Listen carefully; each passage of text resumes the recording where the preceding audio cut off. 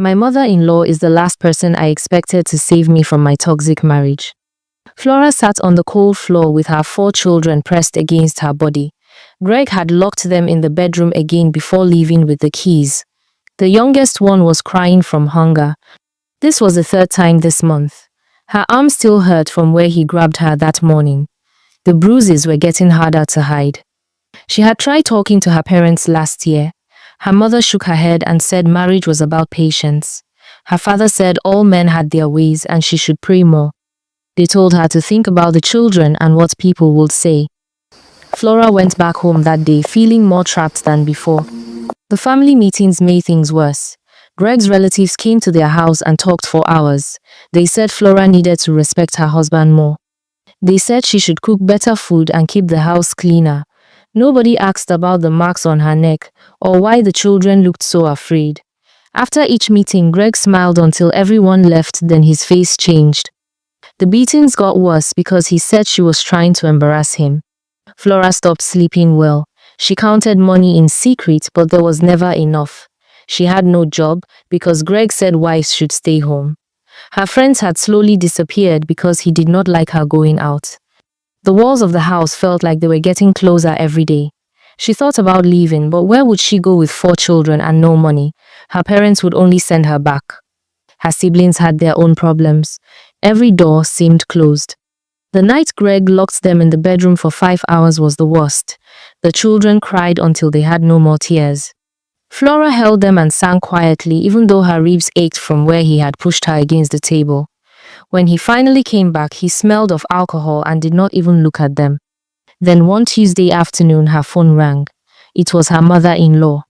Flora's hands shook when she saw the name because Greg's mother never called her. The old woman's voice was quiet and steady. She told Flora to listen carefully and not say anything yet. She said she had been watching everything. She said she knew her son had the tendency of becoming a monster just like his father. She had stayed quiet too long, but not anymore. Her mother-in-law said Flora needed to get ready to travel abroad with the children. Everything was arranged. Her daughter, who lived in Canada, had agreed to help them. Flora felt dizzy. She could not speak. The old woman continued. She said Flora must not tell anyone, not her parents, not her friends, and most especially not her husband. She would call again with more details.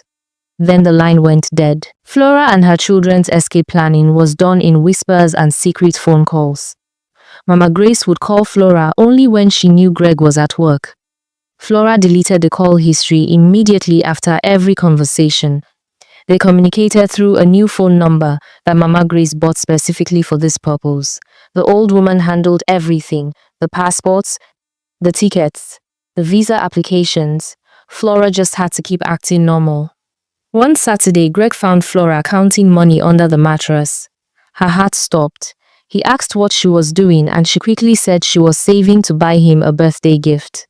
He looked suspicious, but she smiled and touched his arm gently. He believed her. That night, she could not sleep from fear. Another time, Mama Grace came to visit and brought a small bag for Flora. Greg asked what was inside, and his mother said it was just clothes for the children. He opened the bag and checked. It really was children's clothes, but hidden at the bottom were important documents Flora needed. Mama Grace was clever. Weeks passed and everything was finally ready. Mama Grace called Greg and told him she was feeling lonely.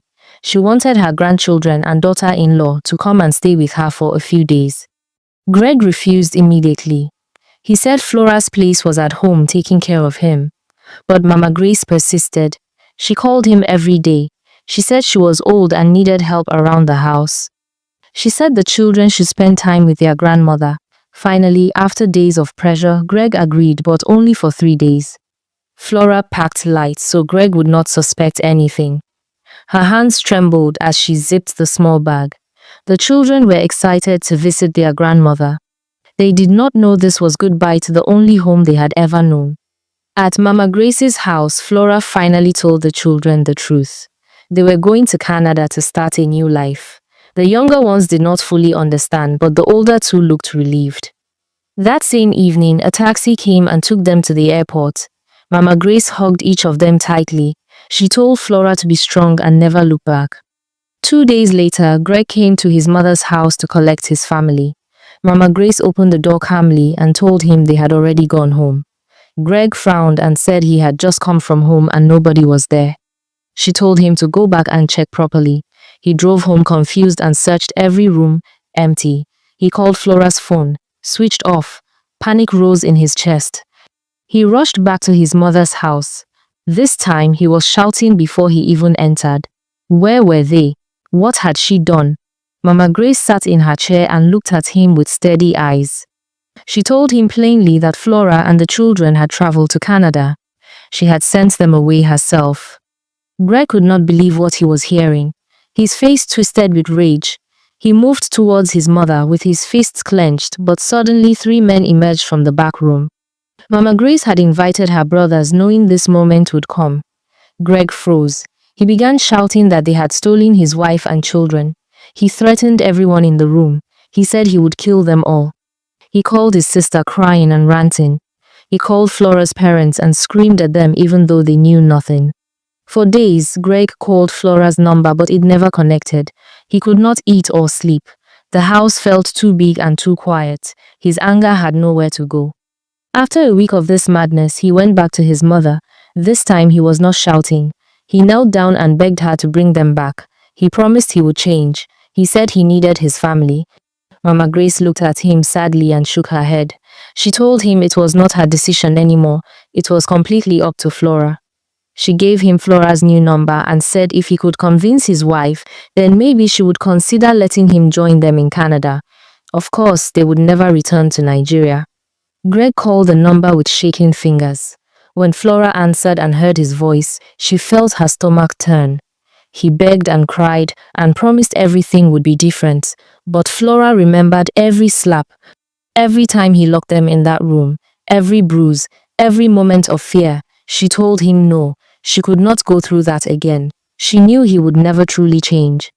She told him that when the children were older, he could come and visit them. Even they were afraid of him right now. Greg sat in his empty bedroom that night. The walls he had used to trap his family now trapped only him. He cried until his throat hurt. He had lost everything, and for the first time, he understood it was all his own doing. But it was too late. Flora and the children were finally breathing freely, thousands of miles away, and they would never come back.